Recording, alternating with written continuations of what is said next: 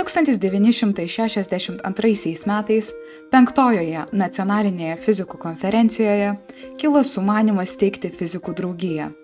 Idėjos iniciatorius buvo Fizikos ir matematikos instituto direktorius ir teorinės fizikos mokyklos Lietuvoje įkūrėjas, akademikas Adolfas Jucys.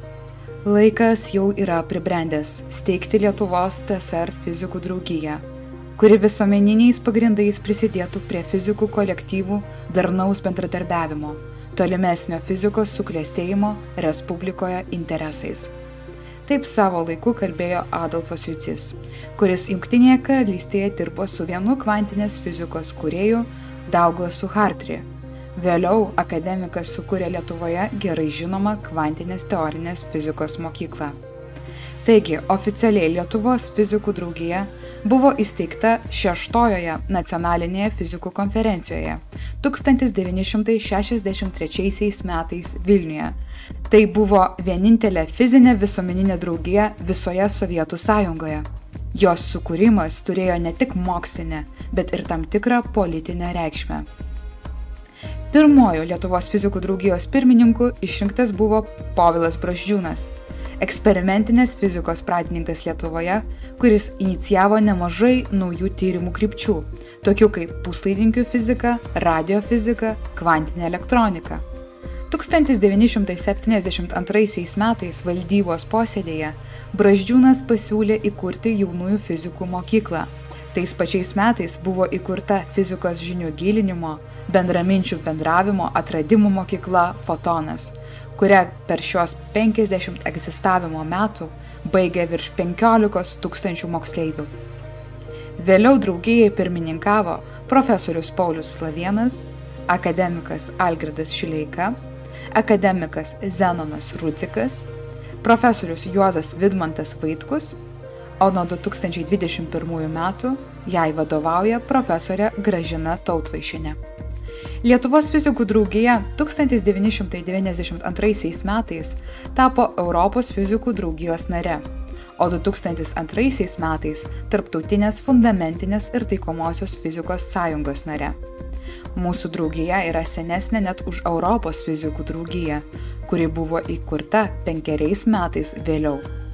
Šiandien draugiją sudaro per 160 narių, kurie atstovauja fizikus iš skirtingų mokslo institucijų. Tarp jų yra ir Fizinių technologijos mokslų centras, Vilniaus universiteto fizikos fakultetas ir Kauno technologijos universitetas ir kiti. Draugijos dydį apsprendžia narių požiūris į veiklas, kurias draugija inicijuoja.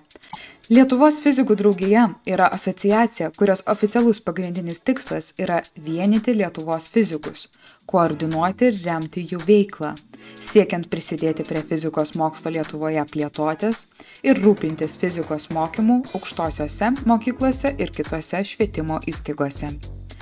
Didžiausias draugijos užmojis yra siekti, kad pasaulyje būtų išgirsti Lietuvos fizikai ir skatinti moksleivius mokytis fizikos, rinktis gamtamokslinės ir inžinerinės studijas.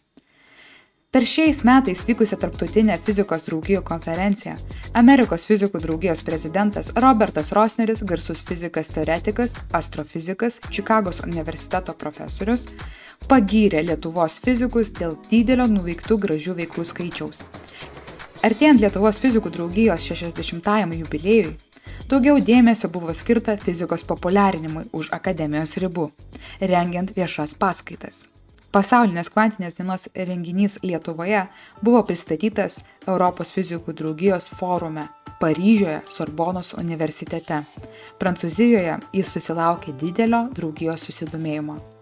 Nedidelis nario mokestis, prilygstantis keliems puodukams kavos, yra panaudojamas nacionalinių moksleivių olimpiadų laureatų paskatinimui ir Fotono mokyklos geriausiams moksleiviams.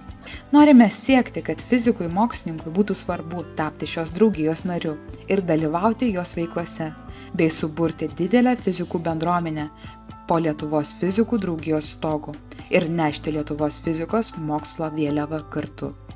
45-oji Lietuvos nacionalinė fizikos konferencija vyks šių metų spalio 25-27 dienomis.